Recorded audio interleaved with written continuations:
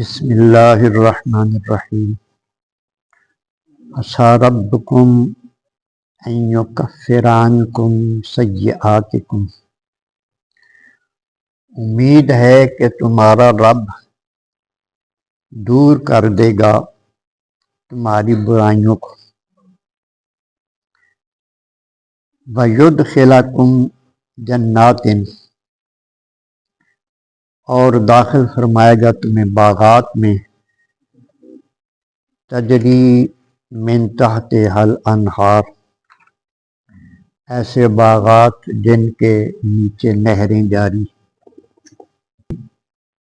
یہ آیت نمبر 8 ہے۔ اس کے پہلے حصے میں اللہ تبارک و تعالیٰ نے توبہ کا حکم دیا تھا، یا ایھا الذین آمنوا توبوا الی اللہ توبۃ نصوحا، اے ایمان والو اللہ کی بارگاہ میں پکی توبہ کرو، سچے دل سے توبہ کرو۔ اب توبہ کا جو نتیجہ ہے وہ بیان ہو رہا ہے اگلے حصے میں، کہ امید ہے کہ تمہارے توبہ کے نتیجے میں اگر تم نے سچے دل سے توبہ کر دی تو اللہ تبارک و تعالی تمہارے گناہوں کو مٹا دے گا۔ کفر کا معنی ہے مٹا دے، یعنی یہ کفر یہ ہوتا ہے کہ کسی چیز کا نام و نشان مٹا دینا۔ اب بندہ خطا کار ہے، گناہ کرتا ہے، تو گناہ ہوتا ہی ہے، اس نے وہ کیا ہے۔ اگر توبہ نہیں کرتا تو وہ ساتھ حشر تک اس کے ساتھ جائے گا، اس کے نامہ اعمال میں محفوظ رہے گا۔ لیکن جب اگر سچے دل سے توبہ کر لیتا ہے تو اللہ تبارک و تعالی اس کا صلہ یہ عطا فرماتا ہے کہ اس کو مٹا دیتا ہے۔ اور بعض دفعہ ایسا ہوتا ہے کہ اللہ تبارک و تعالی اگر بندہ اتنا عاجز ہو جاتا ہے پھر اتنا روتا ہے اپنے ان گناہوں پر، اتنا شرمندہ رہتا ہے کہ ان گناہوں کے بدلے میں بھی اللہ پاک اس کو نیکیاں عطا فرما دیتا ہے، اس کے نامہ اعمال میں نیکیاں درج کر دیتا ہے کہ جاؤ اس کو اتنی نیکیاں عطا گناہ دینے کی ہوتی، یہ اس کا کرم ہے۔ ایک روایت میں آتا ہے کہ حضرت امیر معاویہ رضی اللہ تعالیٰ عنہ سوئے رہے، صبح کی نماز قضا ہو گئی۔ اس کا اتنا افسوس ہوا کہ بہت روئے، رو کے انتہا کر دی۔ اگلے دن سوئے ہوئے تھے تو کوئی آیا، اس نے کہا جی اٹھو جی، نماز کا وقت ہو گیا، نماز جا رہی۔ تو آپ اٹھے اور اس سے پوچھا، وہ جانے لگا، پوچھا یار بتا تو صحیح کون ہے کہ تو اٹھا دیتا ہے نا، تسی میں چھڑو میں کون ہوں؟ آپ نے فرمایا نہیں، بتا جو اتنا میرا درد مند ہے، جو اتنا میرا خیر خواہ ہے، بتائے تو صحیح نا۔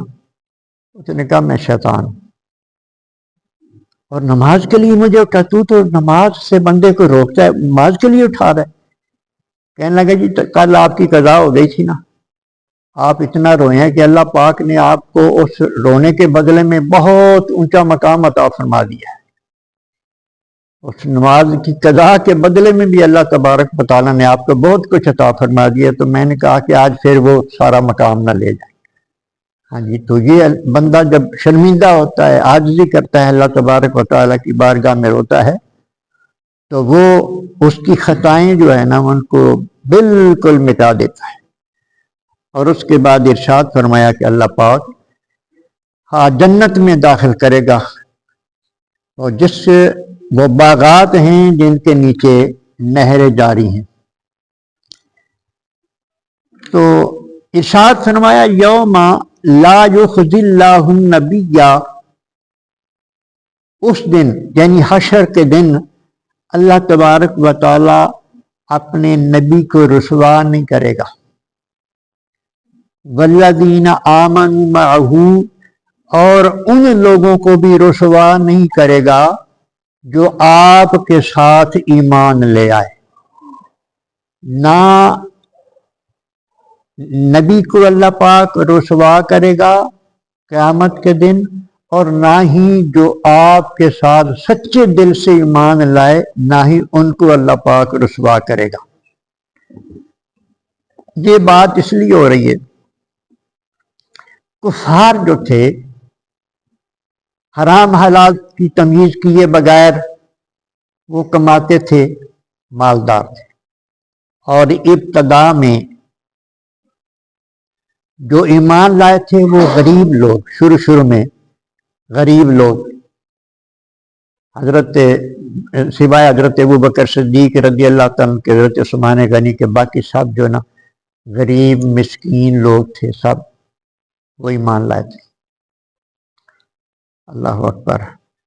تو جو اس چیز سے واقف ہیں، وہ چاہے ابشا نے پوچھا تھا نا، جب یہ ہجرت کر کے مسلمان گئے تو ان کو وہاں سے بھگانے کے لیے، اس کی کفالت سے نکالنے کے لیے ایک وفد اہل مکہ نے بھیجا کہ اس بادشاہ کا جا کے دماغ خراب کرو، تو ان سے کہو کہ یہ لوگ ٹھیک نہیں ہیں، ان کو یہاں سے نکال دو۔ یہ سفارتکار بن کے گئے۔ تو جب یہ اس بادشاہ کے دربار میں پہنچے تو اس نے کہا کہ سوال کیا حضرت ابو سفیان سے، اس وقت یہ مسلمان نہیں تھے، اسلام کے دشمن تھے اس وقت۔ اس نے سوال کیا کہ تمہارے نبی کے قریب جو لوگ آ رہے ہیں وہ کھاتے پیتے لوگ ہیں یا غریب لوگ ہیں؟ ان کا جی غریب لوگ ہیں۔ ان کا یہی نشانی ہے اسلام کے، اس کے نبی کے مذہب ہونے کی حق یہی نشانی ہے کہ ہر نبی کو پہلے غریب طبقے نے مانا، یہی حق ہے۔ تو یہ شروع میں اس طرح تھا، اور جو کفار تھے نا، جب وہ بات کرتے کہ تم نے یہ اسلام قبول کیا، تو کہتے بھائی اپنی آخرت سنوارنے کے لیے، آخرت میں تباہی ہوگی جو کلمہ نہیں پڑے گا، جو مسلمان نہیں ہوگا آخرت میں برباد ہو جائے گا۔ تو وہ کہتے تھے جس طرح تم یہاں ذلیل ہو نا، تم آخرت میں بھی ذلیل ہی ہوگے، ایتھے بھی ساری بلے بلے اور آخرت بھی ہماری بلے بلے ہی ہوگی۔ اور یہ وہ اپنا جو کچھ بھی تھا نا، اس کو اپنے فن کا کمال سمجھتے تھے کہ یہ ہمارا ذاتی کمال ہے، یہاں بھی ہم کامیاب ہیں، وہاں بھی ہم ہی کامیاب ہوں گے، تم وہاں بھی رسوا ہوگے۔ تو اللہ تبارک و تعالیٰ نے ان کا منہ بند کرنے کے لیے ارشاد فرمایا ہے کہ اللہ پاک، کیونکہ مسلمانوں کی رسوائی حضور علیہ الصلوۃ والسلام اپنی رسوائی سمجھتے ہیں نا، ہاں جی، حضور کے ساتھ رسوائی کا تعلق ہی نہیں ہے نا۔ تو نبی کریم علیہ الصلوۃ والسلام کے ساتھ سچے دل سے جو لوگ لگ گئے، اللہ فرماتا ہے میں ان کو وہاں رسوا نہیں کروں گا۔ اور ان کی شان اللہ پاک نے بیان فرمائی۔ ہاں، ایک مجھے حدیث یاد آ گئی کہ مسلمان جو ہیں ان کو اس بات کا اعتراف بھی ہوگا، حدیث پاک ابن ماجہ میں آتی ہے کہ اللہ تبارک و تعالیٰ فرمائے گا اہل ایمان سے جنت میں، ارشاد فرمائے گا اللہ پاک کوئی تمنا کرو، وہ عرض کریں گے مولا کبھی کیا تمنا کریں، تو نے کرم ہی اتنے کر دیے ہمارے اوپر، اب کوئی چیز باقی رہ ہی نہیں گئی، ہم کیا تمنا کریں، تو نے ہمارے گناہ معاف کر دیے، تو نے ہمیں جنت میں داخل کر دیا، یہ مقام عطا فرما دیا، جتنی بھی نعمتیں ہیں وہ گنے گئے، اور کہیں گے کہ تو نے یہ بھی کیا، اب کیا تمنا کریں۔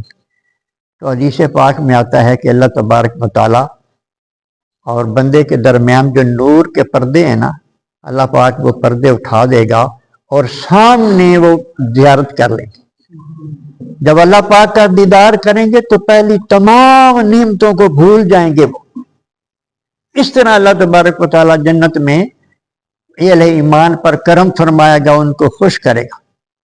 اور اس کے بعد ارشاد فرمایا نورہم یسعی بین ایدیہم و بایمانہم، جو اہل ایمان ہیں ان کے ایمان کا جو نور ہے وہ ان کے آگے آگے چل رہا ہوگا، ایمان کی روشنی، ایمان کا نور جو ان کے آگے آگے باب ایمان ہیں، اور ان کی دائیں جانب یہ شان ہوگی، دوسرے لوگ اندھیرے میں ہوں گے اور کسی کے پاس نور نہیں ہوگا، بلکہ منافقین تو پھر اس وقت آوازیں دیں گے، یار ہم دنیا میں اکٹھے رہتے تھے، ہمیں بھی ساتھ ملا لو، یہ تمہارے نور سے ہم بھی فائدہ اٹھائیں۔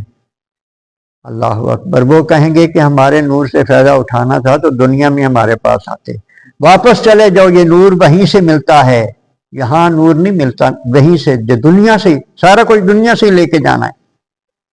اللہ اکبر۔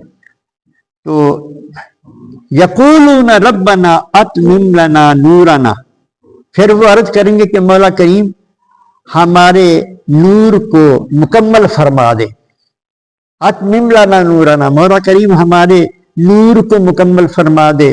وہ آرزو کریں گے، دعا کریں گے اہل ایمان، واغفر لنا، ہماری بخشش فرما دے، انک علی کل شیء قدیر، بے شک تو ہر چیز پر قادر ہے، ہر طرح قدرت رکھتا ہے، ہر چیز پر قدرت رکھتا ہے۔ اللہ تبارک و تعالی ہمیں ان اہل ایمان میں شامل فرمائے، ان جیسا بننے کی توفیق عطا فرمائے۔